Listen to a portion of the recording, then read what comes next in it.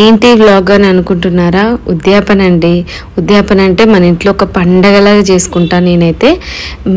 మా ఇంట్లో పండగ కూడా మీరు కూడా రండి. సో నేను మా ఇంట్లో పండగ ఎలా చేసుకున్నా ఏంటి అనేది ఈ వ్లాగ్ మొత్తంగా మీకు చూపిస్తున్నాను. ఈ పండగ నాకు కార్తీక మాసంలో వచ్చేసింది. కార్తీక మాసం 2వ వారం చేసుకున్నాను. 2 శుక్రవారం రోజున అమ్మవారికి నేను ఉద్యాపన చేసుకున్నాను. అలాగే అమ్మవారికి వైభవలక్ష్మి వడిబియ్యం కూడా పోసుకున్నాను. ఆ వీడియో కూడా మీతో షేర్ చేసుకుందామని ఈరోజు నేను ఫుల్ వ్లాగ్ చేసేసాను. ఏంటంటే ఫస్ట్ అయితే మనము శుక్రవారం అమ్మవారిని ఏ విధంగా అయితే పూజించుకొని వ్రతం చేసుకుంటాము, సేమ్ అలాగే ఆ రోజు కూడా ఉద్యాపన రోజు కూడా సేమ్ అలాగే అమ్మవారికి పూజ చేసుకోవాలి. వ్రతం ఏ విధంగా కలశము అవన్నీ ఎలా పెట్టుకోవాలి ఏంటి అనేది మొత్తం అలాగే పెట్టుకొని ఫస్ట్ అయితే అగరత్తులు చూయించుకున్న తర్వాత అమ్మకి ఉడిబియ్యం పోయడం స్టార్ట్ చేశాను. ఫస్ట్ వైభవలక్ష్మి అమ్మవారికి ఉడిబియ్యం పోసాను. ఒక ఇస్తరాకు తీసుకోవాలి, దానిపైన ఒక ఎర్రటి జాకెట్ అనేది పరుచుకోవాలి. ఎందుకంటే దాంట్లో మనం ఉడిబియ్యం పోస్తాం కాబట్టి.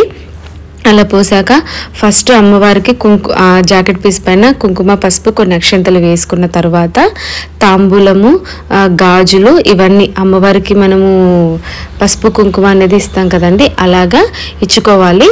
ఇలాగ బియ్యం మొత్తం పోసుకొని 2 ఎండు కొబ్బరి 5 ఎండు ఖర్జూరాలు 5 పసుపు కొమ్ములు, పిల్ల పసుపు కొమ్ములు అంటాం కదా, ఆ విధంగా 5 సార్లు ఇలా మన చేతులతోటి మనం పోయాలండి. తర్వాత ఎవరైనా ముత్తైదులు ఉంటే వాళ్ళతో కూడా 5 మందితో అయినా పోయించుకోవచ్చు. ఎంతమంది ఉంటే అంతమందితో పోయించుకోవచ్చు. వాళ్ళు మళ్ళీ కుంకుమ పసుపు వేసి మళ్ళీ 5 పిడికలు వాళ్ళు వేస్తారండి. ఇది నేను మా రాయలసీమలో వేసినట్టుగా అమ్మవారికి ఉడిబియ్యం పోస్తున్నాను. ఎందుకంటే ఒక్కోరు ఒక్కోలాగా పోసుకుంటారు ఉడిబియ్యము. నాకు మా అమ్మ ఎలా పోసిందో నేను మా అమ్మ వైభవలక్ష్మి అమ్మవారికి కూడా నేను సేమ్ ఆ విధంగానే పోసుకున్నాను. ఈ విధంగా అమ్మకు ఉడిబియ్యం పోసాక జాకెట్ కూడా పెట్టాను, చీర కూడా తీసుకొచ్చానండి. ఈ విధంగా మనము జాకెట్ కూడా అందులోనే పెట్టి ముడేసేసేయాలి. గట్టిగా ముడేసుకోవాలి. బియ్యం అనేది మనకు బయటికి రాకూడదు. ఎందుకంటే ఇప్పుడు మనం అమ్మ ఒడి నింపినట్టు బియ్యం పోస్తున్నాం కదా, ఉడిబియ్యం కాబట్టి అమ్మ ఒడి నింపినట్టు ఇలా చీర జాకెట్ ఉడిబియ్యం అన్ని కలిపి మళ్ళీ అమ్మవారి పక్కన ఇలా పెట్టి దండం పెట్టుకోవాలండి. ఇప్పుడు తర్వాత తులసమ్మకు కూడా నేను ఉడిబియ్యం పోస్తున్నాను. ఎప్పుడు తులసమ్మకైతే నేను ఎప్పుడు ఉడిబియ్యం పోయలేదు. నా లైఫ్లోనే ఇది ఫస్ట్ టైం నేను తులసమ్మకి నేను ఉడిబియ్యం పోయడము. వైభవలక్ష్మి అమ్మవారి కంటే 2సారి ఉడిబియ్యం పోసాను. 2సారి వ్రతం చేశాను కాబట్టి 2సారి. తులసమ్మకి అయితే ఫస్ట్ టైం నేను ఉడిబియ్యం పోస్తున్నా అండి. సో అమ్మవారికి కూడా ఒక ఇస్తరాకు పైన ఎర్రటి బట్టకాయలు పరిచేసి పసుపు కుంకుమ అక్షంతలు వేసి తాంబూలం పెట్టాక గాజులు జాకెట్ పెట్టి, అంటే అమ్మవారికి కూడా నేను చీర తీసుకొచ్చుకున్నాను. ఇంకా అవన్నీ పెట్టేసిన తర్వాత ఇలాగ 5 గుప్పెట్లు చూసారా అండి, 5 సార్లు ఇలాగ మనము అన్నీ పెట్టుకొని అమ్మవారికి ఇలా ఉడిబియ్యం పోయాలండి. ఎందుకంటే ఇప్పుడు మనము తులసమ్మకు ఉడి నింపుతున్నామంటే అది మనకు చాలా ఇది అయినట్టు. సో తర్వాత మా అమ్మ కూడా తులసమ్మకి ఉడిబియ్యం పోస్తుంది. ఈ విధంగా నేను ఎప్పుడూ తులసమ్మకి అయితే పోయలేదు, ఫస్ట్ టైం పోస్తున్నా. ఎందుకో అమ్మవారికి పోస్తున్నాను. తులసమ్మ కూడా మనకు ఇంటి ఆడపిల్ల ఉన్నట్టే కదండి, లక్ష్మీదేవి. సో నేను ఆ విధంగా అమ్మవారికి కూడా నేను ఇలా ఉడిబియ్యం పోసుకున్నాను. ఇలా మొత్తం పోసేసాక ఉన్న బియ్యం అన్నీ ఎవరైతే ఉడిబియ్యం పోస్తున్నారో వాళ్ళే మొత్తం బియ్యం అన్ని దాంట్లోకి వేసి గుప్పడి బియ్యం 5 సార్లు ఇలా పెట్టుకోవాలి. చెప్తున్నా కదండి, మేము రాయలసీమ వాళ్ళము, రాయలసీమ ప్రకారమే నేను పోసాను. తర్వాత 2 అట్లా తీసుకొని 3 సార్లు వేసుకోవాలండి. వేసేసుకొని ఆ ప్లేట్ పక్కన పెట్టేసుకొని ఈ తులసమ్మ ఉడిబియ్యాన్ని కూడా మనము గట్టిగా చుట్టి పెట్టాలండి. ఎందుకంటే మళ్ళీ బియ్యం అనేది మనకి ఎక్కడ బయటికి అనేది రాకూడదండి. ఇది మటుకు చాలా జాగ్రత్తగా చేసుకోవాలి. ఈ విధంగా గట్టిగా కట్టేసుకొని అమ్మవారికి నేను చీర తెచ్చుకున్నాను చెప్పాను కదా, సో చీర పెట్టేసుకొని చీర ఉడిబియ్యము అమ్మవారిది ఇస్తరాకులో పెట్టి దాన్ని అమ్మవారి ముందర పెట్టేసుకొని ఇంక అమ్మవారికి మనము ఉడి నింపినట్టు అండి, తులసమ్మ కూడా మనం ఉడి నింపేసుకున్నట్టు. సో ఈ విధంగా అమ్మవారి ముందర పెట్టేసుకొని అమ్మవారికి దండం పెట్టుకోవాలండి. మమ్మల్ని చల్లగా చూడమ్మా తల్లి, నువ్వు తప్ప మాకు దిక్కెవరు లేరు, నువ్వేనమ్మా నాకు మొత్తము అని చెప్పి అమ్మవార్లకి ఇద్దరికి దండం పెట్టుకోవాలండి. తర్వాత పసుపు కుంకుమ అమ్మవారికి పెట్టుకోవాలి, తులసమ్మ తల్లికి.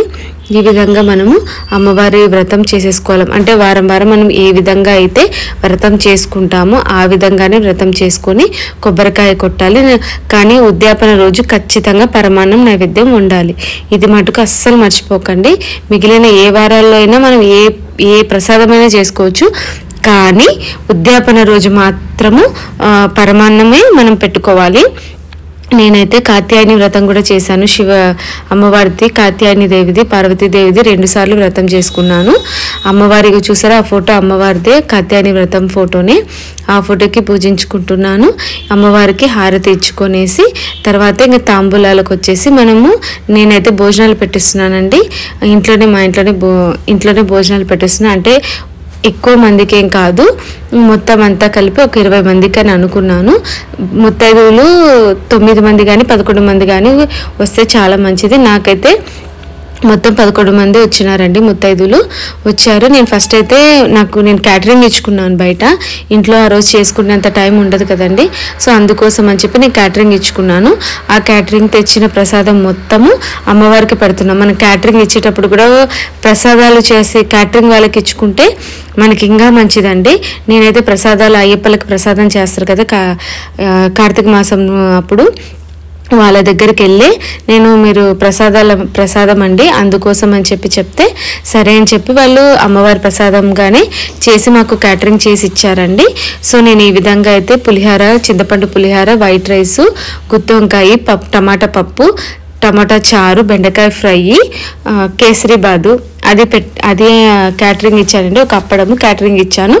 కానీ మనమైతే ఇంట్లో వ్రతం ఎవరైతే చేస్తున్నారో వాళ్ళ చేతులతో మటుకు ఖచ్చితంగా పరమాన్నం అనేది మనం వండుకోవాలండి. పొంగల్ వండుకోవాలి.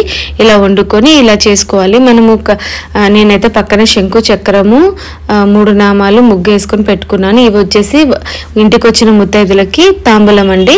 ఈసారి ఏం చేశానంటే పెద్ద ట్రే తీసుకొని ఒక జాకెట్ పీసు, అమ్మవారి కుంకుమ, గాజులు, తాంబూలము అన్ని ఇలా సెట్ చేసుకున్నాను. ఫస్ట్ అయితే కుంకుమ పసుపు పెట్టి గంధం పెట్టి ఫస్ట్ చేతికి తాయెత్తులు అది కడతామండి. కంకణాలు కట్టుకోవాలి. అలా కంకణాలు కట్టిన తర్వాత పూజ అనేది స్టార్ట్ చేయాలి. మా ఇంటికి వచ్చిన బాలా త్రిపుర సుందరీలు వీళ్ళేనండి. 4 ఆడపిల్లలు, చిన్నపిల్లలు వచ్చారు. మిగతా వాళ్ళంతా పెద్దోళ్ళే వచ్చారు. సో వాళ్ళందరికీ ఈ విధంగా నేను కంకణాలు కట్టి అంత టెన్షన్ ఆ రోజైతే బాగా టెన్షన్గా అనిపించేసింది. సో ఈ విధంగా అయితే నా పూజ నేను ఇలాగా భోజనాలు అనేది ఇంకా స్టార్ట్ చేస్తున్నాను అండి. ఫస్ట్ అయితే అందరికీ కుంకుమ బొట్టు పెట్టుకుంటూ అందరికీ వచ్చిన తర్వాత ఇంకా భోజనాలు పెట్టుకుంటూ అందరికి వచ్చి అందరూ ఒకసారి అమ్మవారికి దండం పెట్టుకున్న తర్వాత అందరూ తిన్నారండి. సో ఈ విధంగా అనేది ఇచ్చి తినమ్మ వాయనము అని నేను చెప్తే పుచ్చుకుంటున్నమ్మ వాయనం, ఇచ్చి తినమ్మ వాయనము, పుచ్చుకుంటున్నమ్మ వాయనము, ఎవరికి ఇస్తున్నమ్మ వాయనము, వైభవలక్ష్మి అమ్మవారికి ఇస్తున్నమ్మ వాయనం అని ఈ విధంగా వాళ్ళు చెప్పాలండి. మనము ఇస్తున్నమ్మ వాయనమని ఈ మాట మనం చెప్తే పుచ్చుకుంటున్నమ్మ వాయనమని వాళ్ళు చెప్పాలి. ఎవరికి ఇస్తున్నమ్మ వాయనం అంటే వైభవలక్ష్మికి ఇచ్చావమ్మ వాయనమని వాళ్ళు చెప్తారండి. ఈ విధంగా నేను అందరికీ కొంగు బట్టి ఇట్లా పైన పరిచి అమ్మవారికి ఈ విధంగా అనేది మనము తాంబూలాలు ఇచ్చుకోవాలి. మా ఇంటికి వచ్చిన వాళ్ళు వీళ్ళందరికీ నేను తాంబూలాలు ఇచ్చాను. వీళ్ళల్లో మా అమ్మ మోకాల నొప్పులని కింద కూర్చోలేకపోయింది, పైన డైనింగ్ టేబుల్ పైన అమ్మ కూర్చొని ఉంది.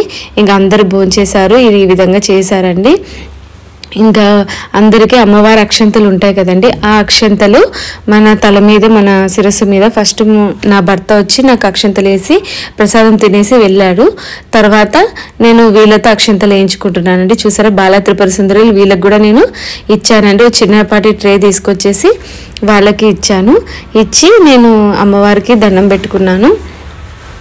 నేను తర్వాత అక్షంతలు అందరి చేతికి ఇచ్చేసి అందరి కాలు దండం పెట్టుకుంటే అందరూ నా మీద అక్షంతలు వేశారండి. అదే మనకు అమ్మవారు, వైభవలక్ష్మి అమ్మవారు ఈ విధంగా మనకు అక్షంతలు వేసిందని అర్థము. సో ఈ విధంగా నా వైభవలక్ష్మి అమ్మవారి ఉద్యాపన నేను ఈ విధంగా చేసుకున్నా. ఈ వీడియో మీకు ఎలా అనిపించింది నాకు కింద కామెంట్ సెక్షన్లో చెప్పండి.